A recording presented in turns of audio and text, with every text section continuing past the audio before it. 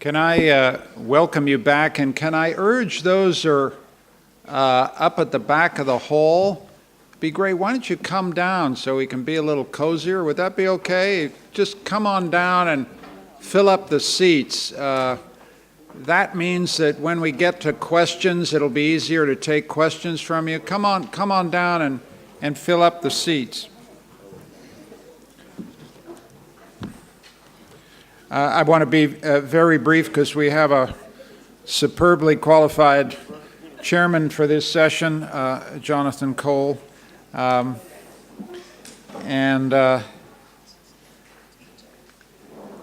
I would like to introduce one personal note, which is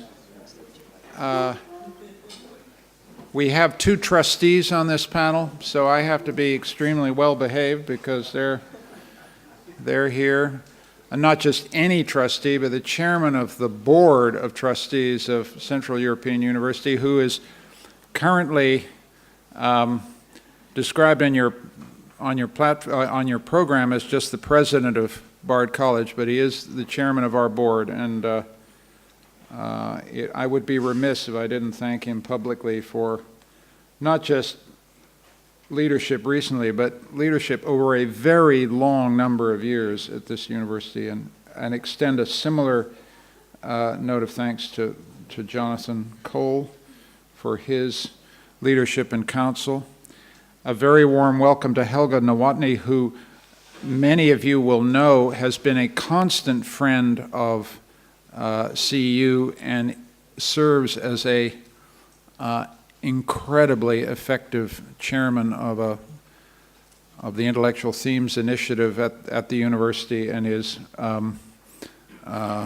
dispatches bad ideas with a clarity which is slightly terrifying, but is deeply impressive.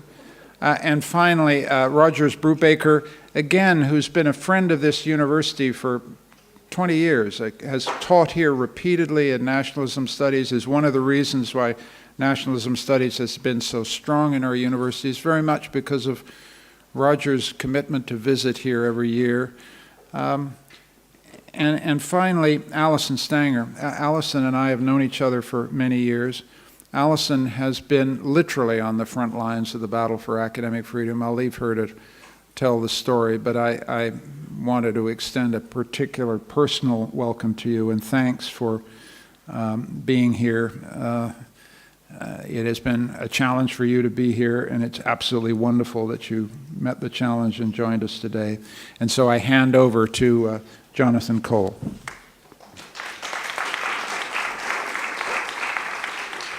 Thank you. We're going to try to move through certainly the introductions very quickly. I'll be brief because these people I could spend really any number of minutes on giving you their credentials and their background, and we're pleased to have all of them here. I think it's quite a group, quite frankly, and particularly happy that, again, Professor Stanger is with us from Middlebury. She's not going to be playing football for a while because she is suffering from a concussion, and protocol will not allow her to do that. As a result of, she may be one of the first literal physical casualties that we've had in this, on this symposia involved in academic freedom. And then, of course, we have a wonderful representation from the past anyway, for Columbia University.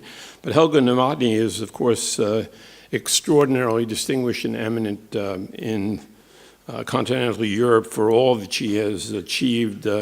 She did get her PhD at Columbia, but she's published more than 300 articles. She's been the president of the European Research Council. I mean, she's done just about everything that one can possibly do and received the honors that she well deserves for her work.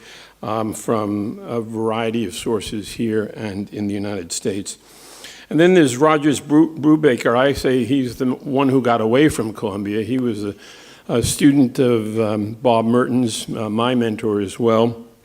And he eventually, they sent him north for a while for some training at Harvard as a junior fellow, one of the most distinguished positions you can have in American academic life, and then he went out to the West Coast, and we could never lure him back to the East Coast. But thank goodness he's been with us at CEU for many years. And then there's Leon Botstein, who almost needs no introduction here. He's chairman of the board, as Michael said, of CEU. He works with extraordinary energy for this institution, but also is distinguished by the fact that I think he was perhaps the youngest president of a college and university in the United States. At the age of 23, I think he took over Bard and has been there and has made Bard College one of the extraordinary places in American higher education. One place where I believe you don't simply see cookie cutter type students. You have an extraordinary quirkiness and interest and individuality to their student body. A lot of this has to do with Leon's work. He's worked in prisons for academic programs. He's worked to try to get rid of the last 2 years of high school in the United States, another terrific mission because it's nothing but stress and boredom, basically. And I'm leaving out entirely the other life in the way that he lives, which is as a conductor, and a very, very fine one indeed, who performs with a number of different orchestras, both in the United States and in Europe. So I want to thank each of you for being here, and we'll hear from you shortly in the order that I introduced them. But I will have a few words of my own, and they are really, in some sense, reinforcing what we heard at the very beginning of the first session. First of all, I want to stress one thing about academic freedom, which I have become increasingly interested in over the last 10 years, and that is the assertion that I'm willing to make, and I'd like to hear counterexamples or even existence proofs if you have them, that you cannot have a great university, a truly great university, without a deep commitment to the institutionalization and the really adherence to academic freedom and free inquiry. I have here a hierarchy of values, of core values of universities, and you'll notice at the very bottom the two fundamental enabling values of academic freedom, free inquiry, and trust. We haven't talked about trust at all, but we could spend a whole session on it. But in academic freedom and free inquiry, I say it's enabling because without it, I don't believe you can have meritocracy, you can't have some of the other values which are in the hierarchy itself. So it's at the very core of what we do and the very core of our existence in creating and transmitting knowledge. I also want to note that the attacks on academic freedom are not new, certainly in the United States. I think that from the very beginning, at the turn of the century, we had the attacks on E.A. Ross. I think that was the economist you were referring to, the famous Stanford case, who took on Leland Stanford and his widow and was fired for it, basically, and among other cases led to the birth of the AAUP. And there were an enormous number of firings which were related to the World War I and the academic responses to the passage of the Alien and Sedition Acts. I'm going to skip over some of the early statements that were made by presidents of universities. Nicholas Murray Butler ran for vice president, actually, of the United States at one point, but basically saying there isn't going to be any tolerance of questioning of the American entrance into the First World War. And there were early similar statements made by the president of Cornell and by the president of Yale, who said there will be no witch hunts at Yale because there will be no witches. We do not intend to hire communists. So when there have been scares, whether they be Red Scares or whether they be university in some form of under attack in some way, academic freedom itself has been under attack in the United States. During the McCarthy period and the second Red Scare, we see people like Linus Pauling, who only won 2 Nobel Prizes, might have won the third for the discovery of the structure of the DNA molecule. Had he not been prevented and harassed by the FBI and prevented from going to England, actually, to accept membership in the Royal Society. This delayed him and his work on the DNA molecule, and many people think he would have discovered it before Watson and Crick. The great, great defender of academic freedom, in my mind, has always been Robert Hutchins at the University of Chicago, he has said he did say on occasion, along with his 50 years, or close to 50 years of leadership at the University of Chicago, he said the danger to our institutions is not from the tiny minority who do not believe in them. It's from those who mistakenly repress the free spirit upon which those institutions are built. The policy of repression of ideas cannot work and has never worked. The alternative is the long, difficult road of education. And then probably the more important statement is the second statement, which really suggests that when you have apprehension and you scare professors because of threats to their ability to exercise academic freedom, then you have the entire teaching profession intimidated and their refusal to take on new subjects and ideas and express them. And all periods, whether they be the Vietnam War, aftermath of 9/11, one can see attacks on aspects of free inquiry and even some of the aspects that we have today. For example, on the politicization of the CDC, that is the Center for Disease Control, the way in which the Congress has tried to curtail peer review, the ways in which Congress has tried to eliminate certain kinds of budget items, like the study of political science that is not related to national defense issues. There are a host of examples in the post-9/11 era and right up to the current time where there are threats to eliminate the National Endowment for the Humanities, the National Endowment for the Arts, where academic freedom and ideas of free inquiry are, in fact, under attack. Now, I just want to say that today, for the first time, I believe, and I think this is a real turn, at least something for us to discuss, we are not finding that the attacks are necessarily coming from outside the university alone, but they are coming from inside the university and from an unlikely source, and that is the students themselves. The students have, by and large, been expansionists on free expression and for tolerance of free inquiry, although they themselves protested during the Vietnam War about war-related research and certainly wanted to get that off the campus, which they succeeded in doing.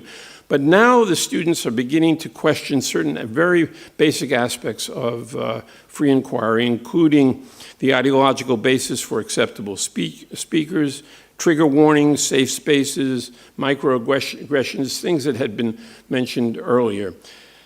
Now, I'm going to set the bar very, very high because I'm going to say that I believe in the following basic principles, which I think are associated more with the University of Chicago than anywhere else in the United States.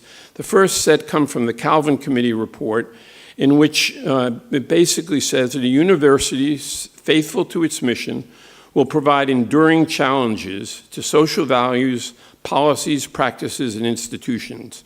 By design and by effect, it is the institution which creates discontent with the existing social arrangements and proposes new ones. In brief, a good university will be upsetting. And I'm not sure that our students, when they enter the university today, have any concept that that is one of the missions of the university, is actually to confront their biases, presuppositions, to challenge them, not necessarily to have them abandon those ideas, but at least to learn how to defend them. That is to say, the critical thinking that Joan talked about early this morning. And then, of course, part of the Calvin Committee report of 1967, which we're also in the middle of turbulent times, is the idea, first of all, that nobody, including the rector, the president, or the trustees, speaks for the university. The university is a community of individuals, and the idea is fundamentally not to encroach upon or intimidate the views even of a very, very significant minority of the community. And then the neutrality of the university arises out of courage. Now, we do have Middlebury College. We're going to hear about speakers, and Allison is going to tell us about that. We also have the Berkeley effect, as it were. I don't know how anyone navigates through Berkeley, but they managed to. And then finally, I want to just end with the follow-up, in many ways, years and years later, to the Calvin Committee report, which is what I'll call the Stone Committee report. Jeffrey Stone was the chair of that committee. And it lays out the role of free expression on campuses, which is closely linked to academic freedom. And it says it's not the proper role of the university to attempt to shield individuals from ideas and opinions they find unwelcome, disagreeable, or even deeply offensive. Although the university greatly values civility, and although all members of the university community share in the responsibility for maintaining a climate of mutual respect, concerns about civility and mutual respect can never be, rather than by, used as justification for closing off discussion of ideas, however offensive or disagreeable those ideas may be to some in the community. Now, that's a position taken at the University of Chicago that we may find people disagreeing with today, or you may be disagreeing with it today as well. John Etchemendy in this statement says pretty much the same thing, that he's deeply concerned with the kind of attacks on academic freedom and levels of intolerance from within the university. John was the outgoing provost at Stanford University. So this afternoon, we're going to be considering these principles and discuss whether or not you believe they go too far. And we'll begin then with Allison and follow on as the introductions were made. Thank you.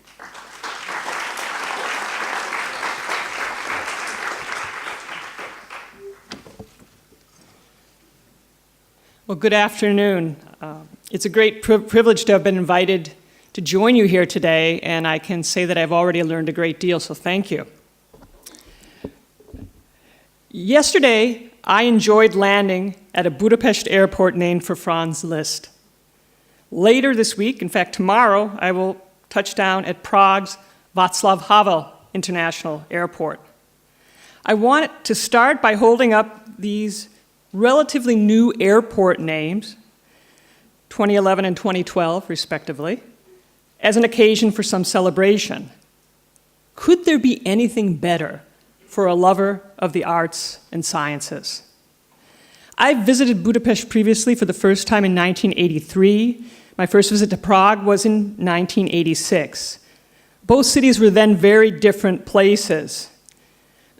Though we seem to have returned to a dark hour in human history, I think it should give us all strength to remember that most of us gathered here have been fortunate witnesses to Central Europe's rebirth. The lands of Beethoven, Mozart, Freud, Kafka, Musil, Haydn, Curtis, and von Neumann clearly have unlimited future potential.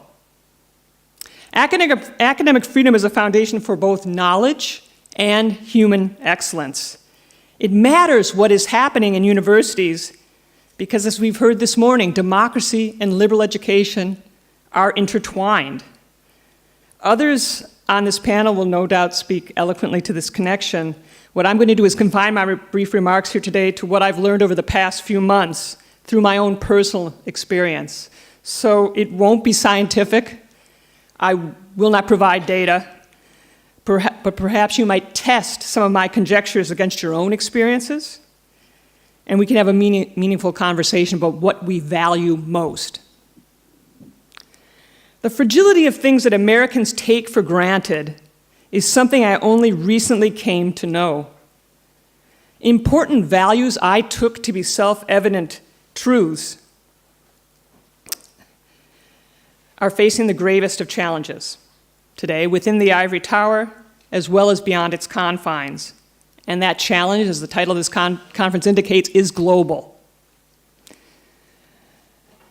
Jonathan gave us a nice set of opening remarks that told you a little bit about my own experiences. Let me just say, for those of you who don't know what happened to me this spring, several of my students asked me to moderate a talk with the American Enterprise Institute scholar Charles Murray. For those of you who don't know, Charles Murray wrote a controversial book almost 25 years ago called The Bell Curve. That is what got students and faculty up in a frenzy about him speaking on campus. He was actually coming to talk about a 2012 book called Coming Apart, which talked about the polarization in the United States that pretty much foresaw the election of Donald Trump. But that wasn't significant to the protesters. They were stuck on what he had said over 2 decades ago. Several of my students asked me to moderate a talk with Charles Murray, and I agreed without giving it much thought. My students know I am a Democrat, but the college courses I teach are obviously nonpartisan.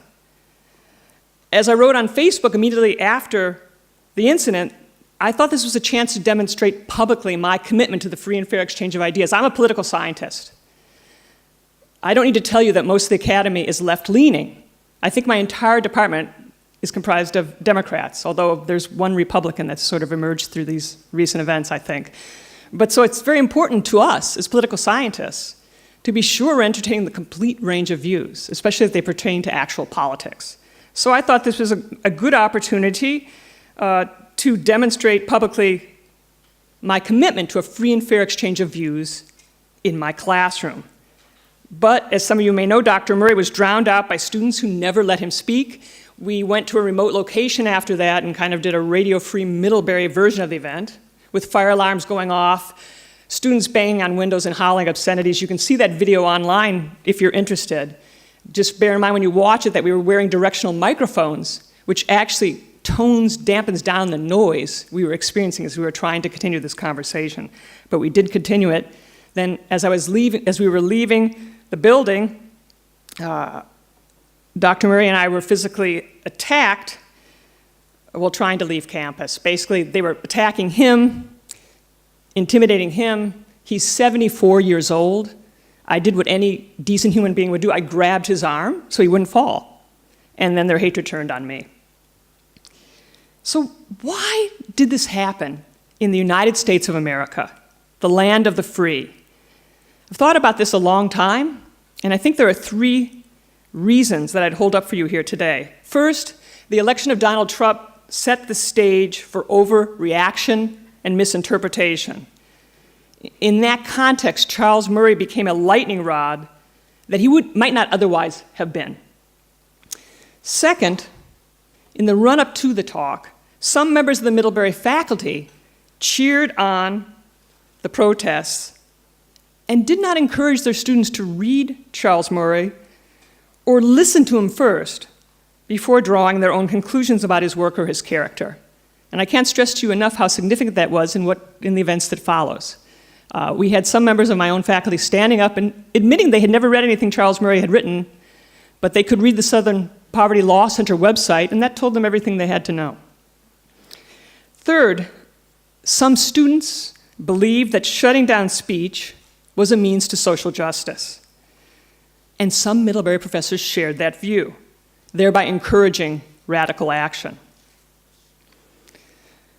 In the days that followed my injury, a campus consensus seemingly emerged that the goals of inclusivity and diversity on the one hand and freedom of expression on the other hand were in direct conflict. Somehow one had to choose between one and the other. Middlebury's president, Lori Patton, thankfully challenged this view. And as she elaborated in a Wall Street Journal opinion piece this month, nothing could be further from the truth, since free expression in all sorts of ways that have already been articulated is the means to greater diversity, greater inclusivity. Yet the view that inclusivity and free speech are mutually exclusive has popular appeal. Why? Well, it seems to embrace moderation.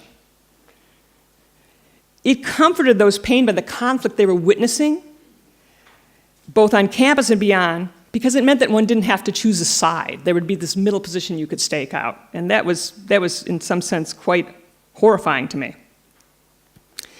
There were, however, quite a few brave souls on our faculty who saw the foundation of the university under challenge and spoke up publicly, despite pressures from majority opinion or this consensus opinion I just mentioned. It's not a majority opinion. It's just, I think what happens is you have a very vocal minority.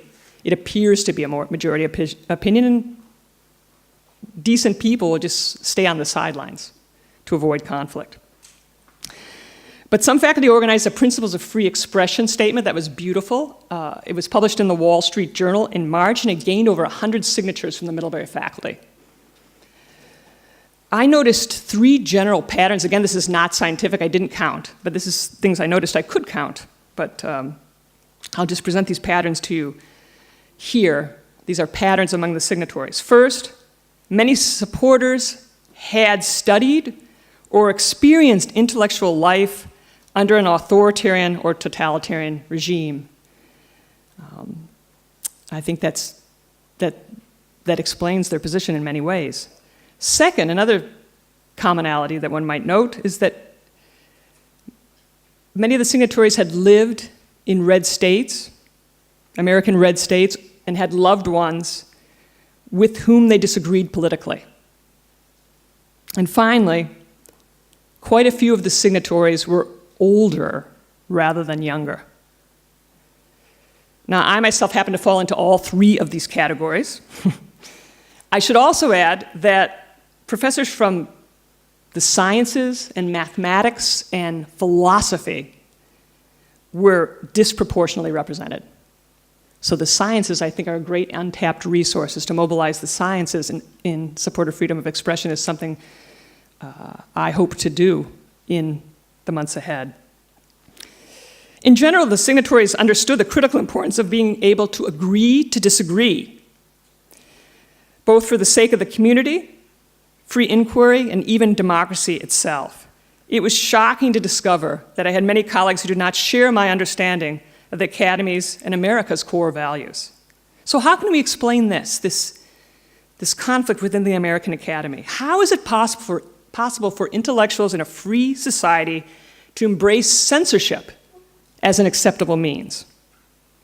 That's a long and complicated story that others have told, and I perhaps will tell today.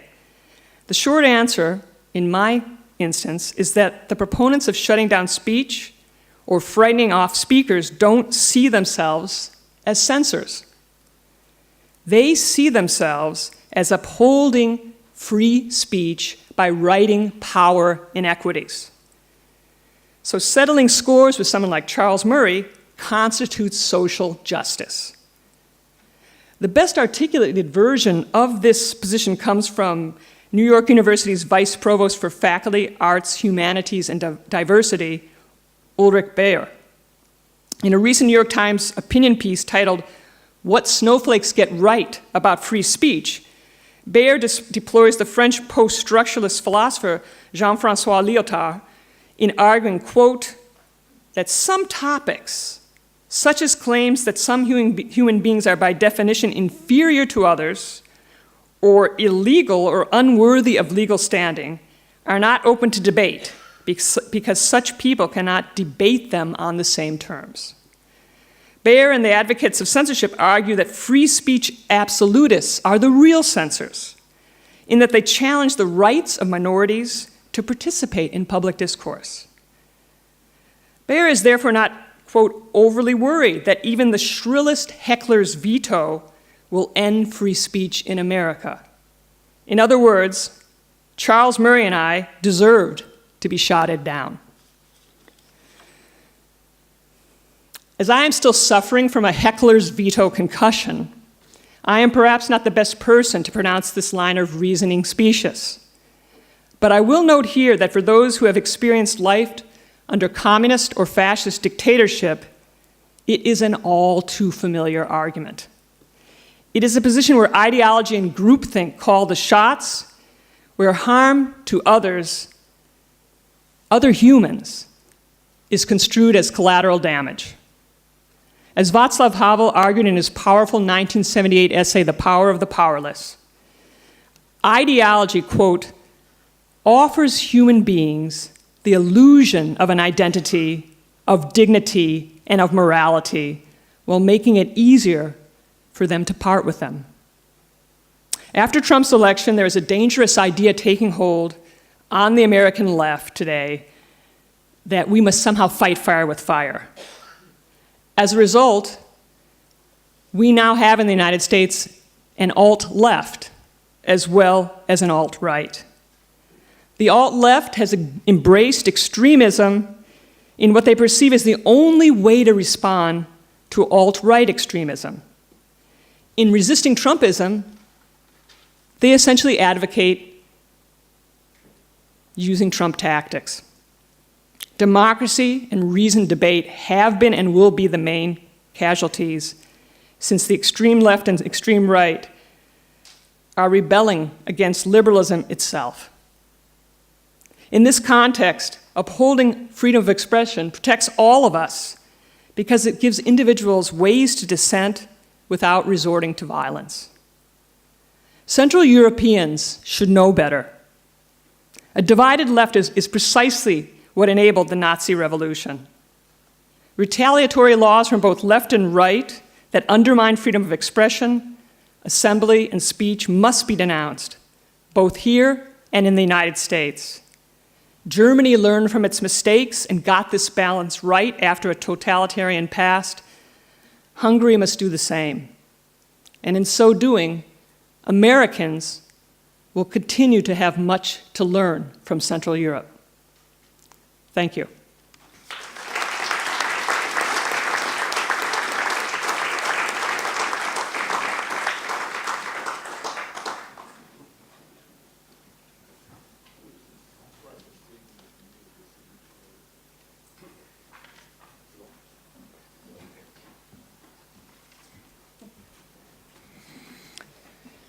Classical definitions of academic freedom focused on freedom of research and teaching. In the American context, the right of professors to speak freely as citizens outside the university has also been emphasized. But many recent controversies over academic freedom in the US, and I limit my comments here to the US, have turned on speech inside the university, yet outside the traditional domains of research and teaching. Research and teaching, of course, continue to be central to the defense of academic freedom in the face of external pressures, notably from private and public funders, from government regulators, and from populist politicians. But this panel has been charged with addressing internal threats to academic freedom, and many recent internal controversies have not concerned the freedom of research or teaching. Many high-profile disputes have concerned invitations to controversial outside speakers. Recent efforts to disinvite or deplatform such speakers have come from the left, as in the case that Allison has just described, or the cases of Milo Yiannopoulos and Ann Coulter at Berkeley, but also from the right, as in the number of cases involving pro-Palestinian speakers. But there's another kind of internal academic freedom controversy that I would like to focus on in my remarks, and this concerns the freedom to speak out about issues of campus governance. Consider three recent examples. In March 2015, students at Northwestern marched carrying mattresses and pillows to protest an article by Professor Laura Kipnis, an outspoken feminist cultural critic.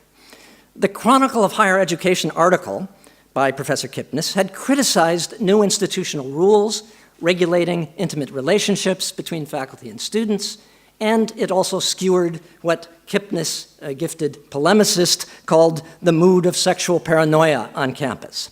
Students petitioned the administration for an official condemnation of the article, and subsequently 2 students filed formal Title IX complaints against Kipnis on the basis of the article. This triggered a prolonged quasi-judicial official investigation that eventually exonerated Kipnis. Second case, later that year, Nicholas and Erica Christakis, the heads of one of Yale's residential colleges, were the targets of massive student protests calling for their dismissal.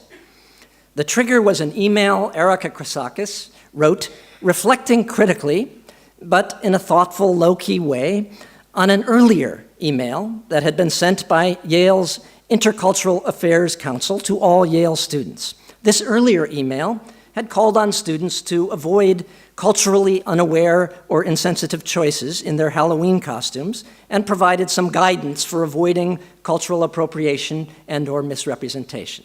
In response, Christakis acknowledged genuine concerns about cultural and personal representation, but worried about universities becoming, quote, places of censure and prohibition, and also worried about the loss of confidence in students' capacities to regulate their own conduct without bureaucratic guidance from above. My last example concerns the protests that engulfed Evergreen State College in Washington last month. Here, too, the trigger was an email, this one circulated by biology professor Brett Weinstein. Weinstein's email criticized an official invitation to allies of people of color to absent themselves from campus for a so-called day of absence in order to attend a full day of workshops and other events addressing, and I quote, issues of race, equality, allyship, inclusion, and privilege from a majority culture or white perspective, end quote. While the same issues then would be addressed, quote again, from the perspective of people of color in a full day of on-campus programming. Now this was a new twist on a long-standing Evergreen tradition, originally inspired by a satirical 1965 play that depicted the chaos that results when the white residents of a southern town must cope with the sudden disappearance of the town's black residents.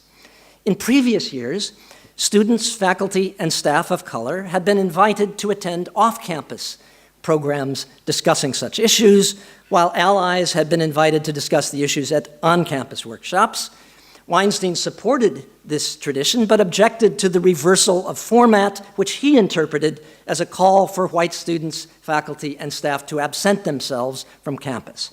And Weinstein had earlier criticized a plan to require an equity justification or explanation for every faculty hire on the grounds that this would subordinate all other characteristics of applicants to one thing. Students demanded that Weinstein be fired. Police advised Weinstein that it wasn't safe for him to remain on campus, and 50 Evergreen faculty members signed a letter calling for formal disciplinary investigation against Weinstein after he went to the media to tell his side of the story. Now, these three controversies have several things in common. Unlike many other campus controversies, they originated not in a clash between right and left, or between liberals and conservatives, but in a clash between liberals and the identitarian left. Each controversy began with the articulation of liberal reservations about self-consciously progressive policies or practices pursued in the name of fostering inclusiveness and diversity on campus. And in each case, protesters did not seek to argue with the liberal critiques. They sought instead to stigmatize, to delegitimize, and to punish these critiques, treating them as outside the bounds of legitimate discussion. The calls for dismissal of the Christakises and Weinstein and the launching of a formal disciplinary investigation against Kipnis are, in my view, strong grounds for including in formulations of academic freedom an explicit and unambiguous defense of the freedom to speak out about issues of campus governance. Such speech, in my view, should not simply be constitutionally protected, but institutionally protected, that is, free from threats of internal sanction. A vibrant notion of academic freedom should defend the legitimacy of such speech, not simply its legality. These controversies about campus governance reveal fundamental debates about the particular kind of institution the university is and should be. Should universities be defined as spaces of freewheeling debate, discussion, and even disagreement that may at times challenge you and even cause discomfort? This was the view taken by a much discussed University of Chicago letter to incoming students last August. Or should colleges and universities be defined as spaces of mutual respect and recognition where speech is and should be carefully practiced and regulated out of respect for the sensibilities of vulnerable groups so as to create a more truly inclusive and egalitarian learning environment? Now, the goal of creating a more inclusive and egalitarian learning environment is obviously a noble and important one. But pursuing this goal by policing speech and protecting feelings strikes me as misguided and dangerous for three reasons.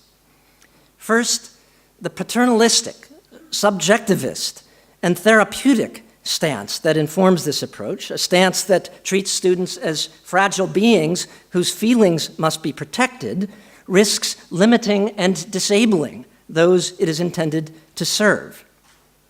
A one-sided focus on protecting and respecting feelings is arguably much more limiting than cultivating and respecting capacities. Second, the paternalistic stance is embodied and expressed in an increasingly influential and institutionalized discourse built on the concept of cumulative and systematic microaggressions. This discourse redefines and inflates the notions of violence, trauma, assault, and safety, as well as bias and discrimination. It generates an ever-expanding catalog of harms caused by speech acts, and it cultivates and nurtures ever more exquisite forms of sensitivity to such harms. Most crucially, it makes feelings the ultimate arbiter of whether a harm has occurred. Third, the new campus paternalism makes everyone in the university community responsible for anticipating and therefore avoiding the possible harms that their speech might cause. Failure to avoid the harms caused by speech acts, however unintended those harms might be, may be the grounds for subjecting the speaker to disciplinary action. The proliferation of formal disciplinary investigations, often with minimal or inadequate procedural protections for the accused, has received considerable attention in the domain of sexual harassment, but investigatory bureaucracies have been expanding on campus in other domains as well. These tendencies point in an increasingly and disturbingly illiberal direction. They threaten to transform the university from a space of free and unencumbered exchange into a space of constrained, monitored, and inhibited exchange. They threaten to remake the university into a disciplinary institution in the Foucauldian sense, one that seeks to produce docile subjects who will speak in institutionally correct ways. They seek to produce docile subjects through an expanding array of training programs and through the proliferation and expansion of investigative and disciplinary bureaucracies, but docile subjects are produced most effectively through anticipatory self-censorship. In a context in which harm has been redefined as subjective offense, in which everyone is obliged to anticipate the possible harms that their speech might cause to others, and in which that obligation is enforceable through formal and informal sanctions, in this context, self-policing and self-censorship become routine, and the exchange of ideas and opinions in research, in teaching, and in discussions about campus governance is restricted by the need to avoid any possibility of giving offense. And this cannot help but have a massive chilling effect on campus speech. What is to be done? This is a difficult question, especially in the present American context, where liberal visions of the university are threatened not only from within, but also, and indeed much more gravely, from without, by powerful forces including corporatization, privatization, conservative state and federal legislatures, and anti-intellectualist right-wing populism, including, as Joan Scott reminded us, unprecedented forms of bullying and threats on social media, not least from the alt-right.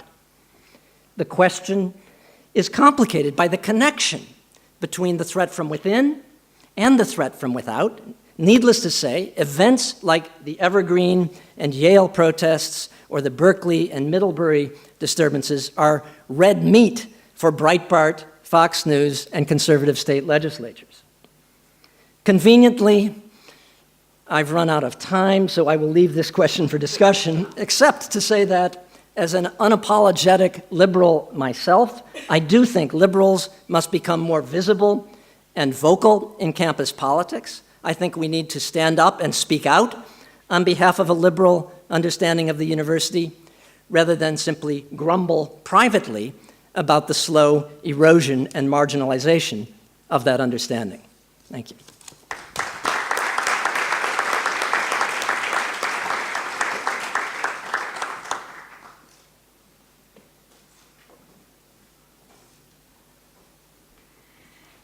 I will now speak as a European.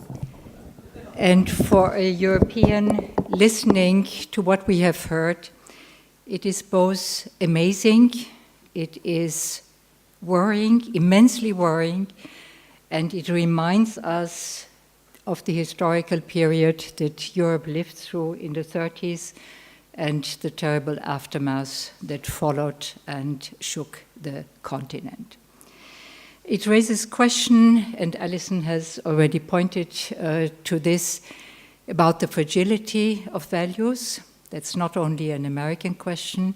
We have seen the rise of populism and nationalism everywhere in Europe. And for the moment, we have a period of respite and hope, but we don't know how long it will last. And it raises for all of us the terrifying question, can democracies die? I will focus on the universities I know best, the universities on continental Europe. The UK has a very special place, and also this morning it became clear that there is the Anglo-Saxon model, there's the continental model. The continental model, very simply, it's largely public universities. It is largely state-funded universities, although private universities exist also. And for most part, we don't have campuses and campus life and campus governance and everything that goes with it. Now, I'm taking Jonathan's question up. What makes a good university is it must be upsetting. So the question I want to raise here is, what is upsetting today in European universities, in continental European universities? Now, just a very quick historical look backwards. I think there were two historical watersheds in the recent period for continental European universities. The first one was after the fall of communism, and we heard this morning what this meant for Hungary, but also other former communist countries were struggling with the way how to reconstruct their universities. The other event that happened mainly throughout Western Europe occurred around 1968. It was a student revolt. It was very upsetting. It was accompanied with violence. But it also was the end of a long historical period of the German type of Ordinarien university or the Mandarin university, and the student revolt broke the monopoly of this type of university everywhere where it still existed. But looking at the wider society, what happened there, this was also the time when in France we had Servan-Schreiber lamenting about Europe being left behind in terms of innovation, in economic terms. You had in the US Harvey Brooks, who was advising the OECD, coming up with a report that was urging European political leaders to open up their universities, to have a larger group of their citizens studying at universities, with the argument, if you want to get ahead economically, this is what you need to do. So I'm saying one thing happened inside the university, but we should also take a look at the wider societal context, and these were forces that were driving in the same direction. Meaning what? It was indeed an opening of the university. Student numbers increased. It was an opening in the sense that waves of so-called democratization happened within university. The governance structure was changed. You had professors having their vote to be shared and their decision power to be shared with students, with representatives of the administration, with their younger colleagues and professors. Now, this kind of chaotic situation could not last forever, as you can well imagine. And being state-funded, there was always a kind of collusion or hidden interdependencies with the state and the ministries that were providing the funding. In terms of recruitment of professors, there were still ways to get around and so on.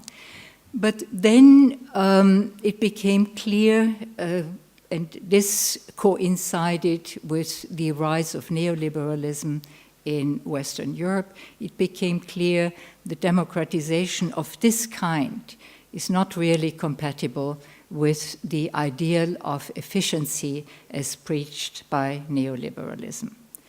And therefore, many countries, many universities in Europe started, and it started in the UK, in fact, and it was brought to the continent in waves from the UK. The period started in which you had audits, you had evaluations of all kinds, you had universities having to sign very complex performance agreement with universities detailing what the university should be teaching, how many students it should teach, etc., etc. You had all kinds of assessments, everything we take for granted now that this is part of the governance of how a university should be run. But there is a downside, and the downside is that for many European universities, the broad mission of taking in student numbers that was not matched by state funding continued. So you had rising student numbers, state funding did not increase adequately, and so you had pressure building up inside the universities how to cope. You had the pressure coming from outside to perform according to KPIs and other assessment exercises. And if you look at the rankings, it's very obvious. Continental European universities, regardless of almost where you look, they all have a very bad student-staff ratio, which pushes them down in the university rankings. So this is the situation, and what does it mean for the inside? Where is the effect on the inside, and what is upsetting in the inside? What is upsetting is that many faculty members, but especially the young researchers, the young upcoming generation of students, feel under tremendous pressure. The pressure has increased, and there is the necessity for many university teachers, researchers, to compete for outside funding or to get contract research, regardless of where, because means that come from the state are not sufficient. And this creates a climate that you also know in the US, but it is much more dense, I would say, in European universities to be felt, a climate that you have, on the one hand, a certain precariousness with regard to careers. Many people are far too old until they find out, can we stay at the university, or is it better to move towards another career outside the university? And also in terms of getting funding, it's a much more diffuse situation where the funding comes from, how this can be integrated into a university sharpening its profile, be it in teaching, be it in research, because the state puts constraints. On the one hand, what you can do, what you can teach, on the other hand, the necessity to get outside funds. And what is most upsetting is, I would say, it's the loss of time. Time has become an extremely scarce resource, and it's the loss of experimental spaces. Spaces where you can discuss, and this is, after all, the ideal. Humboldt was mentioned this morning, but you don't have to go back to Humboldt's time. In the most members of my generation have experienced their student life as something where you had lots of time, you had lots of freedom to discuss, to take up topics, whatever you wanted. All this is threatened to be lost and to be gone. And this is the threat that I see for most continental universities coming from the inside. Now, one respite that was given, with which I was fortunate to be associated with, was the establishment of the European Research Council, well known here at CEU, because you are one of the most successful beneficiaries in this region, which gives especially younger researchers the possibility for a period of 5 years to follow their ideas. But of course, this is not sufficient. Having a success rate of 10%, this cannot fill the need that has arisen otherwise. So what is to be done? And here I think, and perhaps this is also something to be discussed with my American friends and colleagues, I think we have to take much more seriously what is happening at the interface and the exchange and communication between science and society. And my feeling is that this is different in Europe from the US. And I think it's different in Europe partly because we still have the idea, the concept of Wissenschaft. And you find it in the Scandinavian languages, you find it in German, where the social sciences and humanities are part of it. While in the Anglo-Saxon countries, you have science, and this means natural science, and then you have the social sciences and the humanities. And this is another way of dividing the way how you look at the world. And this idea of science being one whole, the Wissenschaft concept, I think makes it perhaps easier to communicate with society and to find ways of communicating, bringing in somehow into the universities what happens in society. And what I mean by that is, it started with the natural sciences, and I fully agree with Allison, and I want to encourage you on the basis of my experience. The natural sciences had to start first, because there was a loss of trust. It started with the nuclear power controversy, followed by controversies about genetically modified organisms that were big topics that were discussed inside the universities and outside the universities. And the natural scientists had to say, well, we have to do something. They did it at first very naively, thinking it's enough if you inform the public. Now they had learned the quick way that this is not the way to do it. And since then, there are various initiatives that come bottom up. Partly they are also helped through ministerial committees, etc., to have more public engagement on the part of university researchers and researchers in other institutions. And this gives a window of opportunity to speak with society, to listen to what society has to say. And I think the social sciences are very late in doing this. The pressure was not so great, and there were perhaps social scientists thought, well, we are in contact with society anyhow, we know what's going on there. But I think it's a different way whether you do research on people or whether you do research with people. So I'm not trying to paint an ideal picture here of continental European universities. They are not a mirror of society, not even of the most talented members of society. We have done very badly in terms of diversity. If you look at the number of the younger generation, we call it with a migration background, the second or third generation of migrants, the numbers that you find at universities are very, very small, in no way keeping up with the way how ethnic diversity has also become part of the way how European societies function. I'm not speaking of the latest waves of migration and asylum seekers.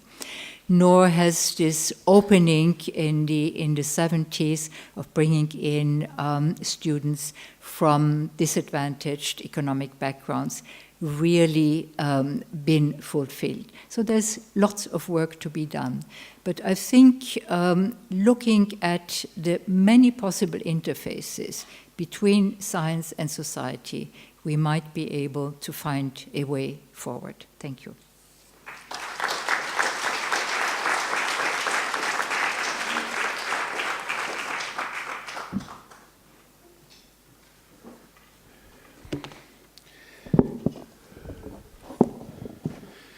I want to apologize first for the obvious amount of repetition that's going to come from whatever I have to say. I do want to preface my remarks by saying any analogy to the interwar period, particularly in the Evergreen state case.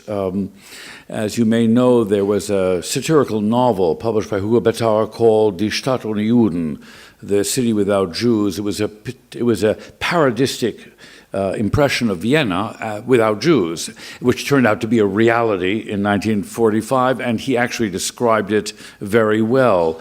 He got himself shot as well.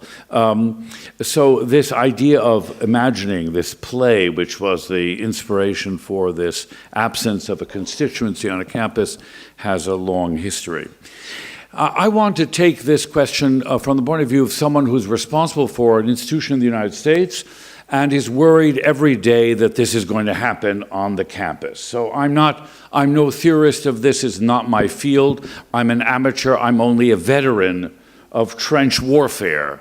So I have no particular systematic understanding of this. I actually am an idiot on this subject. But I sense danger, and so I want to describe how that danger appears to me. Number one, let's take sympathetically the younger faculty and student attitude in the United States that, in fact, free speech is a conspiracy of powerful people, mostly white and older, to maintain their power. And the university is an instrument of that power. It's allied with big business and with government. That's what pays for most of the university, especially the research universities. And all this free speech is a hypocritical, moralistic lingo, which is designed to keep everything in place.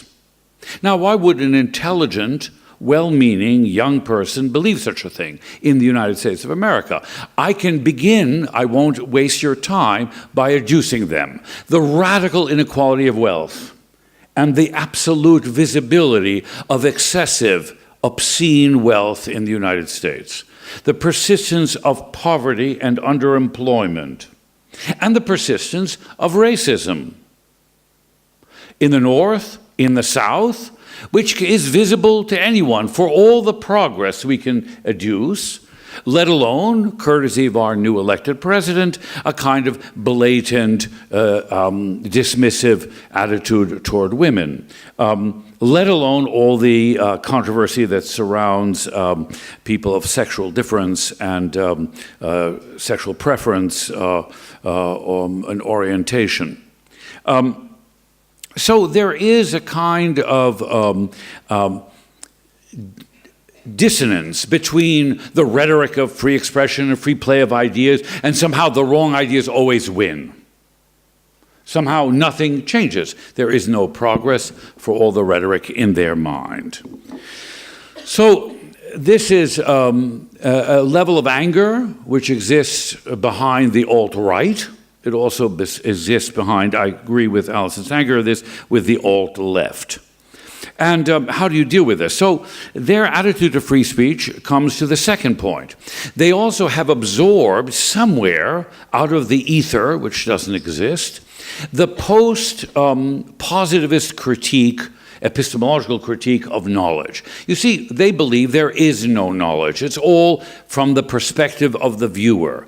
Someone told them a fairy tale about the special theory of relativity, which wasn't what it was supposed to be, about everything is ultimately relative. It wasn't about the priority of frames of reference. It was somehow bowdlerized science between Schrödinger's cat and Heisenberg uncertainty and the special theory of relativity. Somehow the word got out, courtesy of French structural theorists, that somehow there is no truth. There's nothing objective. They don't actually believe that, although there is a growing portion, when it comes to being wheeled into an emergency room or getting on an airplane. No one gets on an airplane and says, this is a conspiracy. Now, it has to be a conspiracy that works. But I'm going to go to the alternative conspiracy that is a subjective, less loud, less noisy, less polluting mode of getting across the ocean. No one really tries it. If we opened up a booth and said this doesn't operate by accepted laws of physics but operates by a more desirable picture of the world, that may not be true. But the fact remains, that's why the scientists are very good allies, because they still believe in the rules of evidence, and they believe in the disprovability, and they believe in processes which actually can. And the rest of the people in social sciences or in the humanities, there is no legitimate basis for privileging one point of view over another. Now, this absence of any confidence that there are rules of argument or rules of analysis, even in the use of speech, certainly not issues of subjective analysis of quality, let's say in the arts or in literature, of beauty, of privileging high culture versus any other kind of form of culture, that therefore the claim, absent these standards, the claim to free speech is weakened because the marketplace of ideas, the idea that the right answer will be found, the truth will be found, no longer is an objective they actually fully understand. The third is the privileging of subjectivity, my perspective, is combined with the sense of loneliness, which is supplanted by membership in groups. So the idea of the individual is subordinate to my membership. So I am a member of a group. That group can be sexual orientation, it can be race, it can be religion, and those groups are reductive in their definition, but they function on a campus socially. Going to a campus in the American university is a lonely experience, and that's why there were fraternities and sororities. People don't function as individuals, they want to be liked by their peers. It's an unnatural situation, boxing in people between the ages of 17 and 21 and expecting civility. There never was civility on the American campus. There was violence on the campus in the 18th century, in the 19th century. So this notion that somehow everybody is walking around as a kind of incipient scholar replacing speech for violence is a little bit of a historical myth. We're still more civilized than the Yale of the 1820s. In any event, the fact is that people are uncomfortable as individuals, so they identify with these groups.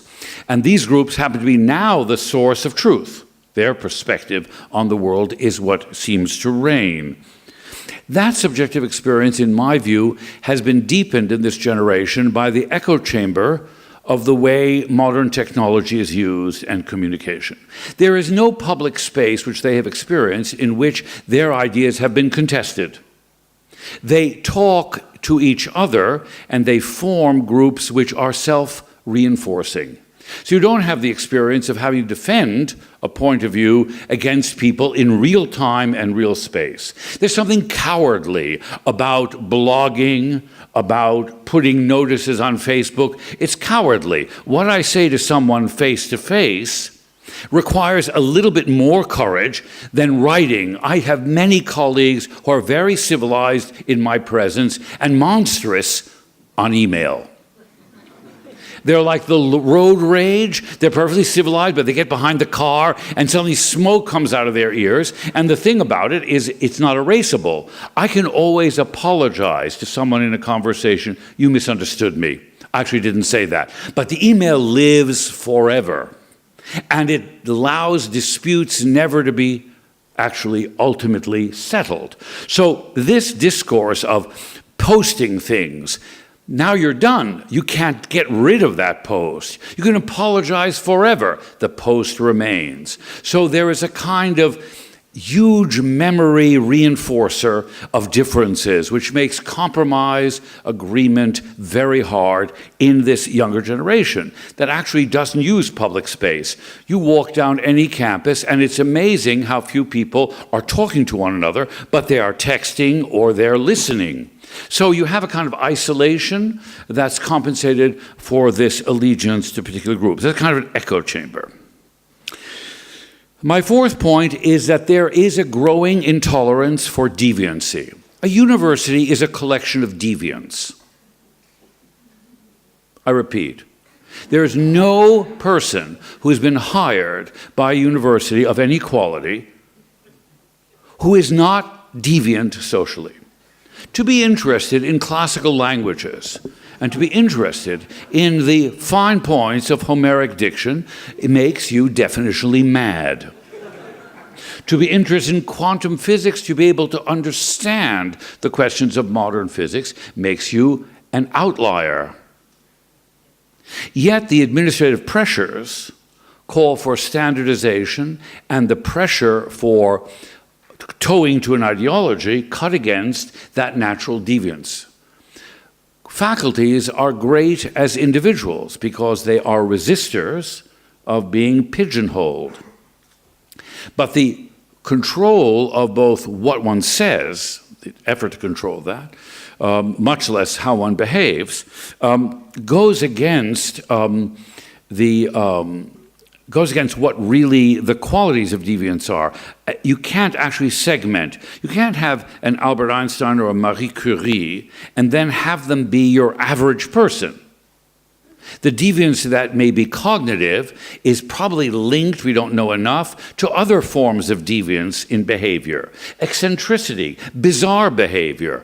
And those of us who's administered a university understand part of our job is to protect from the rage of the outside, the eccentric individual who has certain gifts. In my field, which is music, there are nothing but impossible eccentrics. And so it is a problem now in the modern university that expects a kind of standardization of behavior as well as standardization of thought. And that finally leads to a tremendous problem of passivity.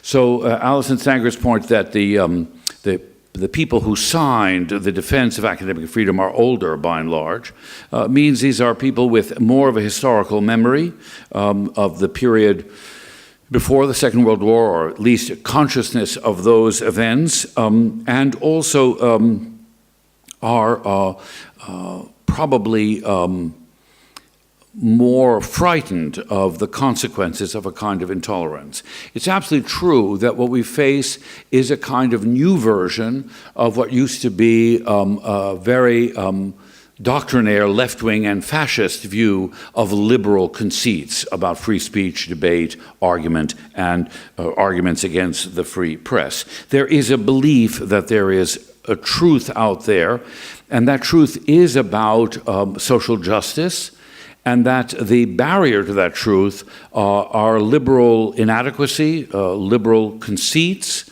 and hypocrisy, and that freedom of speech and the life of the university and even research and the pursuit of scholarship are part of a complex of barriers to realizing a real world of social justice. I had to debate someone who believed that actually the whole enterprise of the university is actually a mirror image of an oppressive society which is designed to prevent those who are disadvantaged from reaching status of dignity and equality. So your view that there is a conflict between the ideologies of free expression and research and learning and that of social justice is actually true. And this is not new because it was also within early Soviet and late communist theory as well. Now, what's to be done about it? I have to say that my own view is that one has to have a sympathetic ear to why the younger generation, both of faculty and students, don't see what we see. We need to break out of our own echo chamber of being quite clear that free expression, the kind of thing that Jonathan put forward, are absolutely not to be questioned. I happen to believe in them deeply, but having an Eastern European background and being an immigrant and it seems second nature to me. I think the scientists are of enormous value and underutilized value in the leadership of universities in defending this. But I think one has to hear very carefully that cloaked in this craziness, which the American university is now engaged in, is a severe reaction to a lot of undelivered claims in the American space. And those undelivered, they date back to the election of Ronald Reagan, and there are claims about economic opportunity, about social justice, about actually confronting racism. So we're taking down statues of Confederate generals, but we're not actually erecting memorials to all the people who were lynched and killed in the period after the Civil War. There is a kind of huge, which Trump represents, a hypocritical attitude. There is the questions of medical care and education and social services in the United States is a catastrophic situation. And so there is, the university is viewed in some way as papering over or defending. And we have to find a way to separate what we do and the idea of freedom of speech and of academic freedom from an alliance, a tacit alliance with those causes. And also to defend the importance of language. One of the most terrifying things about the American campus now is the intent to identify what you mean by the words you use without any differentiation of the command of language. Hannah Arendt had the thought that real thinking was the moment you actually, like Bakhtin, you actually found a way to use words differently, and that therefore you couldn't identify sort of a reductive ideology by the use of certain vocabulary. That's the most noxious thing, that a person on a university campus can be called to task for the use of vocabulary without any understanding of what that context of the meaning is or the intent, or let alone humor or irony. The capacity for that is completely gone. There is no way to make any kind of joke at anyone's expense, even yourself. So this is something has to be fought, but to fight it, there has to be more than a generational moralizing. We're in a situation that reminds me of the late 60s when the radicals of the 30s couldn't understand why the radicals of the 60s wouldn't listen to them. Well, all they did was moralize. We were there, and this is not going to work. Definitely not going to work. And to understand sympathetically why young people with a good heart and with the potential have been so unbelievably bamboozled by what is clearly nonsensical. And there's a way around it and takes a lot of patience. I'm quite optimistic, but I think the university has to be self-critical about the extent to which it finds a way to defend what we need to defend in a way that makes us allies with some real commitment to address the issues which seem to have fallen off the agenda, even for the liberals since the Clinton era, which is why, in some sense, I actually think the election of Trump is a moment of a dialectical optimism. It has put an end. I think you're finished now. Yes, all right. Put an end to a certain kind of complacency. Thanks. Thank you.